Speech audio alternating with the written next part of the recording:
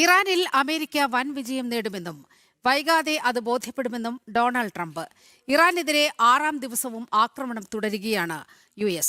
Iran തുറമുഖങ്ങൾക്ക് എതിരായ ഉപരോധവും central command ശക്തമാക്കിയിരിക്കുകയാണ്. ഇറാനിൽ America നേടാനിരിക്കുന്നത് വൻ വിജയമെന്ന് ഡൊണാൾഡ് ട്രംപ്. ഇറാനിലെ വിജയത്തിന്റെ ഗുണഫലങ്ങൾ വൈകാതെ തിരിച്ചറിയാനാകുമെന്നും അദ്ദേഹം പറഞ്ഞു. We are likewise winning big in Iran, and you will see the fruits of that labor very, very shortly. America is back and doing really well, but we still have a major challenge that must be urgently addressed. ഇറാനിൽ ശക്തമായ ആക്രമണം തുടരുന്നതായി US central കമാൻഡും അറിയിച്ചു. ഇന്ന് പുലർച്ചെ 12:30 ഇറാന്റെ സൈനിക കേന്ദ്രങ്ങളിൽ അമേരിക്ക ആക്രമണം നടത്തി. ഇറാൻ തുറമുഖങ്ങളിലെ ഉപരോധവും US സെൻട്രൽ കമാൻഡ് ശക്തമാക്കി. മുന്നറിയിപ്പുകൾ വകവയ്ക്കാതെ നീങ്ങിയ ടാങ്കറിനെ US മറൈൻ യൂണിറ്റ് തടഞ്ഞു. ഒമാൻ തീരത്ത് വെൻയാവോ എന്ന ടാങ്കറാണ് ഇറാൻ തുറമുഖത്തേക്ക് ഉപരോധം ലംഘിച്ച് നീങ്ങിയത്. 3 കപ്പലുകൾ തിരിച്ചയച്ചതായും സെൻട്രൽ കമാൻഡ് അറിയിച്ചു.